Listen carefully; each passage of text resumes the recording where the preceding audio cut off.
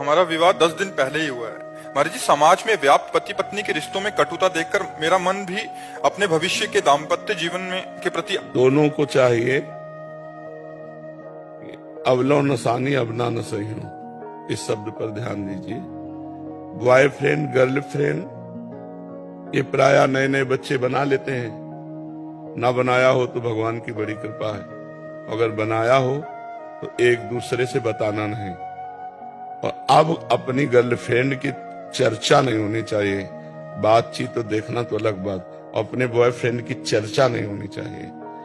नया जीवन समझो ब्याह हो जाने, पीछे जो गलतियां हुई मतलब आप लोगों में ना होंगी, लेकिन जिनमें भी हो वो एक खटास वहीं से पैदा शुरू हो जाएगी। तो हमारे नए जीवन में खटास ना पैदा होने पावे, कटिंग कोई हमारी भावों की ना होने पावे, इसलिए हमको अपनी बात पूर्व जन्म की मानकर उसे छोड़ देना। अब नया जन्म क्या, अपनी पत्नी से अनुराग करे, अपने पति से अनुराग करे और एक दूसरे की घर गृहस्थी की गलतियों को क्षमा करे। जैसे त्रुटियां हो जाती हैं उसमें नाराज हो जाते हैं, तो एक नाराज हो तो दूसरा शांत हो जाए, जब वो शांत होता उस बात को निर्णय कर ले, मारपीट लड़ाई झगड़ा ये न करे। और पत्नी को चाहिए कि पति की प्रसन्नता के लिए सास ससुर की, अपनी नंद की, अपने देवर की धर्मानुसार सेवा करे, जिससे पति को प्रसन्नता प्राप्त हो।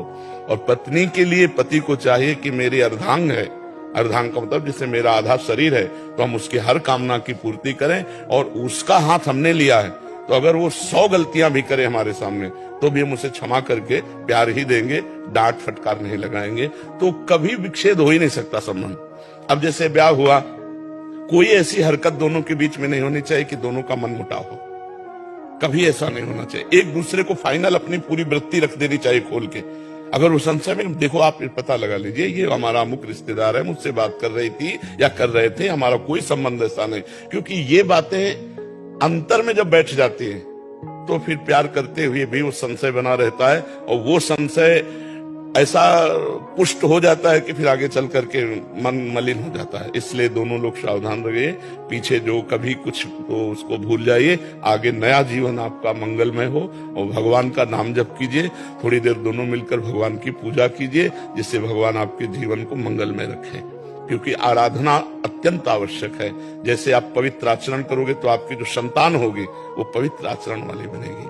आप ही नींव हैं, आगे की जो हमारी पीढ़ी है उसकी नींव है। आप नाम जप करते हुए, भगवान का चिंतन करते हुए जीवन व्यतीत करेंगे तो आपकी संतान बलवान, बुद्धिमान, तेजोमय होगी। आप गंदे चिंतन, गंदा आचरण, गंदा व्यवहार, वैसे गंदे व्यवहार वाले बच्चे होंगे।